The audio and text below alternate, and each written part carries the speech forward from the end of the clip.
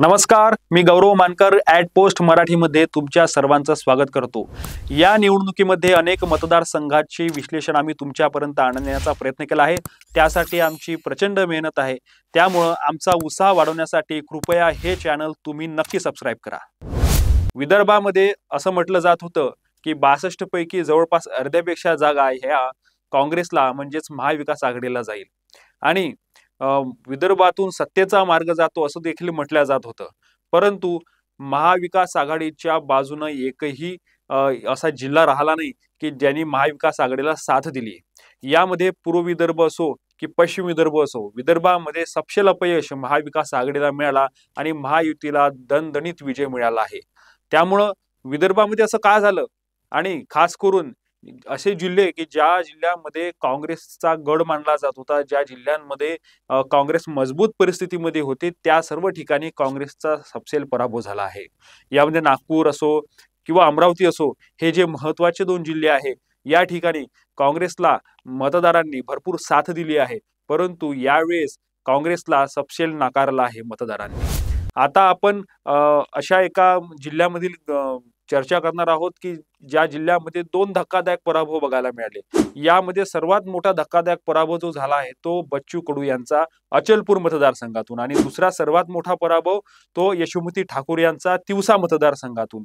बच्चू कडू आणि यशोमती ठाकूर ह्या दोन्ही जागा धक्का देणारे आहेत की त्यांचा पराभव कसा झाला या चिंतेमध्ये किंवा याचं विश्लेषण अनेक राजकीय पंडित करत आहेत आणि तेथील मतदारांना असो किंवा स्वतः ते जे उमेदवार पराभूत झाले त्यांना सुद्धा मोठा धक्का बसला की आपला पराभव या ठिकाणी झालाच कसा, असे कोणते महत्त्वाचे फॅक्टर ठरले की त्यांचा पराभव या ठिकाणी झाला आहे।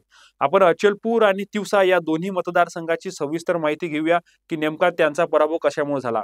सर्वप्रथम आपण अचलपूरमध्ये जाऊया। अचलपूरमध्ये बच्चू कडू यांच्या विरोधामध्ये प्रवीण तायडे भाजपाकडून होते आणि बबलू देशमुख हे काँग्रेसकडून होते। बबलू देशमुख या ठिकाणी 2004 पासून सतत निवडणूक लढत आहेत बच्चू कडू यांच्या विरोधामध्ये। 2014, 2019, 2024 असे तीन म्हणजे सलग हरण्याची हॅट्रिक बबलू देशमुख यांची झाली आहे। आणि प्रवीण तायडे हा एक नवीन उमेदवार बच्चू कडूंच्या विरोधामध्ये या ठिकाणी भाजपाने दिला होता आणि असं म्हटलं जात होतं की थेट लढत या ठिकाणी बबलू देशमुख विरोधात बच्चू कडू यांची होईल आणि गमतीनं असं म्हटलं जात होतं की डमी उमेदवार म्हणून प्रवीण तायडेला या ठिकाणी आणलं आहे आणि काँग्रेस आणि भाजपा एकत्र होऊन बच्चू कडूंचा गेम करत आहे असं सुद्धा बच्चू कडू म्हणाले होते। परंतु प्रवीण तायडे हे डमी नाही तर मतदारांची हमी या ठिकाणी ठरले आहेत आणि प्रवीण तायडे यांचा विजय झालेला आहे। आपण बघितलं तर बच्चू कडू यांना 66,050 मते मिळाले आणि 62,000हून अधिक मतांनी त्यांचा पराभव झाला आणि बबलू देशमुख जे आहे त्यांना सुद्धा या ठिकाणी जवळपास 62 ते 63,000च्या दरम्यान मतं मिळाले। म्हणजे बबलू देशमुख आणि बच्चू कडू सोबत चालले आणि त्यांच्यापेक्षा जास्त मतं जवळपास 68,000 78,000 मतं प्रवीण तायडे जे भाजपाचे उमेदवार होते त्यांना मिळाले।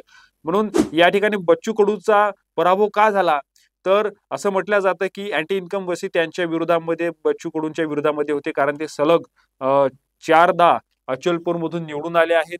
त्यांनी शिंदे सरकार आल्यानंतर गुवाहाटीमध्ये जाण्यामध्ये सुद्धा त्यांचा सहभाग होता, त्यामुळे बच्चू कडूंची इमेज कुठेतरी कमी झाली होती। परंतु त्यानंतर दिव्यांग मंत्रालय आपण शिंदेकडून पदरात पाडून घेतलं असं ते म्हणत होते आणि त्याचा एक फायदा किंवा त्यांच्या बाबतीतला सॉफ्ट कॉर्नर बच्चू कडूं विरोधामध्ये पण होता। परंतु त्यानंतर अनेक विकास कामं बच्चू कडूंनी, सिंचनाचे काही प्रकल्प असतील, रस्त्यांचे काही प्रकल्प असतील, असे शेकडो करोडचा निधी अचलपूर मधून आणल्याचं बच्चू कडू सांगत होते आणि त्याचा फायदा कुठेतरी आपल्याला या मतदारसंघामध्ये होईल असं त्यांना वाटत होतं। आपल्या विरोधात जे एक तयार केला गेला होता नॅरेटिव्ह जे गुवाहाटी दौऱ्यानंतरचा तो कुठेतरी कमी होईल असं त्यांना वाटत होतं आपण करोडोची कामं आणल्यानंतर। परंतु तसं या ठिकाणी काहीच झालं नाही। विकासाचा मुद्दा या ठिकाणी चालणार नाही। त्यानंतर बच्चू कडू सतत 4 टर्म त्या ठिकाणी आमदार होते आणि आमदार असताना त्यांच्या विरोधामध्ये अँटी इन्कम्बन्सी होती, या ठिकाणी नवीन उमेदवार पाहिजे असं अनेक मतदारांचं मत होतं। त्यामुळे बच्चू कडूंना याचा खूप मोठा फटका बसला आहे। अचलपूर मतदारसंघाची जर आपण रचना बघितली तर त्या ठिकाणी मुस्लिम मतदार निर्णायक स्वरूपामध्ये आहे आणि मग मुस्लिम मतदार हे बच्चू कडूंकडे जातील का की काँग्रेसकडे जातील परंतु बच्चू कडूंनी जो उद्धव ठाकरेंची सोबती सोडून शिंदेसोबत जाणं पसंत केलं आणि हिंदुत्ववादी संघटनांचा त्या ठिकाणी जास्त वावर होऊ लागला आणि शिंदेचा साथ पकडल्यानंतर तिथून मुस्लिम मतदार हे काँग्रेसकडे शिफ्ट झाले आणि पूर्ण दलित आणि मुस्लिम मतदार जो आहे तो बबलू देशमुख यांच्या सोबत उभा राहिला, काँग्रेस सोबत उभा राहिला. त्यामुळं जो बच्चू कडूंचा मतदार होता तो बबलू देशमुख यांच्याकडे गेला आणि जो हिंदू मतदार होता, जो हिंदू विचारसरणीचा मतदार होता, तो प्रवीण तायडेकडे कायम राहिला. आणखी त्याच्यामध्ये वाढ झाली. त्यामुळे याच्यामध्ये बच्चू कडू कुठेतरी मागे पडले आणि बबलू देशमुख आणि बच्चू कडूंच्या लढाईमध्ये प्रवीण तायडे पुढे निघून गेले आणि त्यांचा या ठिकाणी विजय झाला. दुसरी महत्वाची घटना या ठिकाणची आपल्याला सांगायला पाहिजे की मागच्या काही दिवसांपासून अचलपूरमध्ये हिंदुत्ववादी संघटनांचा वावर वाढला होता. स्वतः नितेश राणे यांनी त्या ठिकाणी येऊन एक मोठी जाहीर सभा घेतली होती. डॉक्टर अनिल बोंडेंचा सुद्धा त्या ठिकाणी मोठा सक्रिय सहभाग राहिला आहे. मागच्या काही दिवसांपासून त्यांनी सुद्धा त्या ठिकाणी काम करणं सुरू केलं होतं. त्यामुळे हे सर्व फॅक्टर आणि सर्वात महत्वाची गोष्ट म्हणजे नवनीत राणा यांच्या पराभवाचा वचपा घेण्यासाठी नवनीत राणांनी बच्चू कडू असो किंवा यशोमती ठाकूर यांना पाडण्यासाठी ज्यांना ज्यांना मदत करणं शक्य होईल त्या सगळ्यांना नवनीत राणा आणि रवी राणा यांनी सर्वतोपरी मदत करण्याचा प्रयत्न केला आहे आणि त्यांनी बच्चू कडू आणि यशोमती ठाकूर यांना कसं पाडता येईल याचे पूर्ण प्रयत्न केले आहेत. तर अँटी इन्कम्बन्सी, प्रखर हिंदुत्व आणि लाडकी बहीण बच्चू कडूंना पाडण्यासाठी सर्वात महत्वाचे कारण या ठिकाणी ठरले आहेत आणि अचलपूर मतदारसंघातून प्रवीण तायडे हे या ठिकाणी निवडून आले आहेत. त्यानंतर तिवसा मतदारसंघामध्ये यशोमती ठाकूर यांचा एक अनाकलनीय पराभव झाला आहे. जवळपास 7,600 मतांचा त्यांचा पराभव आहे. त्या ठिकाणी राजेश वानखडे निवडून आले.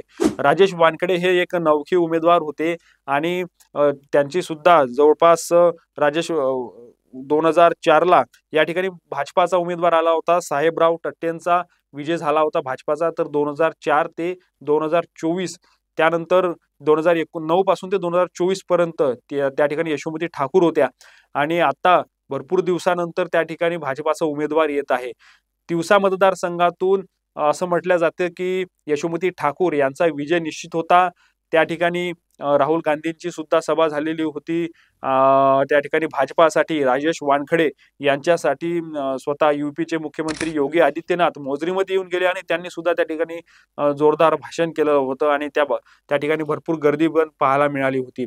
या सर्व गोष्टीचा फायदा राजेश वानखडे यांना तिथे झालेला दिसतो. सोबतच हिंदुत्वाचा हा जो मुद्दा आहे तो अमरावती सारख्या जिल्ह्यामध्ये चालताना दिसतो, ज्या ठिकाणी संतांची भूमी मानल्या जाते आणि अशा ठिकाणी हिंदुत्वाचा मुद्दा आणि हिंदुत्वाचा हा जो विचार आहे तो कुठेतरी मोठ्या प्रमाणामध्ये वाढल्याचा या निवडणुकीमध्ये दिसून येतो, जो यापूर्वीच्या निवडणुकीमध्ये कधीही दिसून आलेला नाही.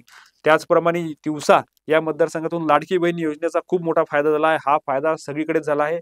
6 ते 10% मतं हे काँग्रेसच्या विरोधात जाऊन भाजपाला या ठिकाणी सरळ सरळ गेलेले आहेत लाडकी बहीण योजनेचे. व तिवसामध्ये आणखी एक महत्वाचा फॅक्टर ठरला तो म्हणजे दलित मतांमध्ये विभाजनाचा.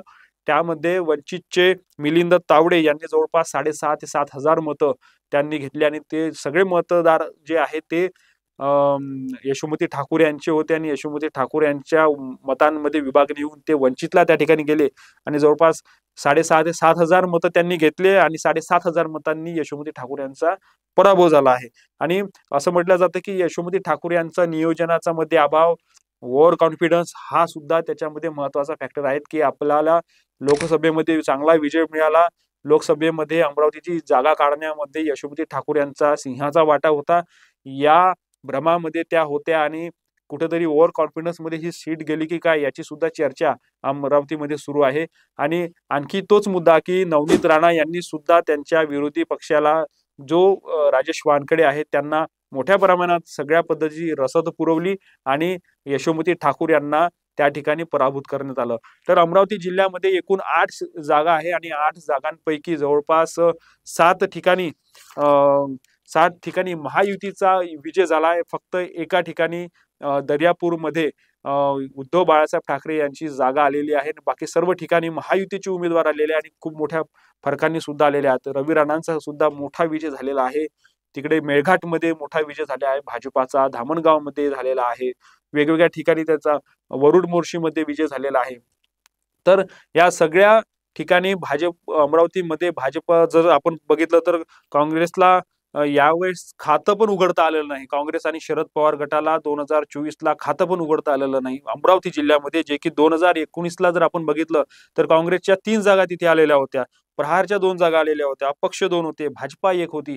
आता हे सर्व प्रहार, काँग्रेस, शरद पवार गट त्या ठिकाणी आलेलं दिसत नाही. तर भाजपाच्या जवळपास 5 जागा आलेल्या आहे. एनसीपीची 1 जागा आहे. युवा स्वाभिमानीची 1 जागा आहे.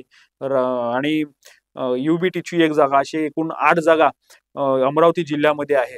आपण जर एकंदरीत बघितलं तर अमरावती जिल्ह्यामध्ये एक नवीन समीकरण आपल्याला सुरू झालेलं या निवडणुकीच्या निकालावरून दिसत आहे. त्यामुळे या पुढच्या कालावधीमध्ये सुद्धा आता राणा यांचं वर्चस्व अमरावती जिल्ह्यावर दिसण्याची दाट शक्यता आहे. कारण मंत्रिपदाच्या शर्यतीमध्ये सुद्धा त्यांचं नाव चर्चिले जाऊ शकतं आणि अमरावतीचं पालकमंत्री पद सुद्धा त्यांच्याकडे येऊ शकतं. त्या माध्यमातून आता रवी राणा आणि नवनीत राणा संपूर्ण अमरावती जिल्ह्यामध्ये त्यांचं पाय कसे काय पसरवतात आणि कोणाकोणाला मात देत पुढे जातात, स्वतःच्या पक्षातीलच लोक नाराज होतील का, अशी सुद्धा परिस्थिती त्या ठिकाणी होऊ शकते. त्यामुळे येणाऱ्या काळामध्ये बघावं लागणार आहे की अमरावती जिल्ह्याचं राजकारण नेमकं कसं राहणार आहे. आमचा हा व्हिडिओ तुम्हाला कसा वाटला कमेंट बॉक्समध्ये कमेंट करून नक्की कळवा आणि आमचं चॅनल सबस्क्राईब करा. धन्यवाद.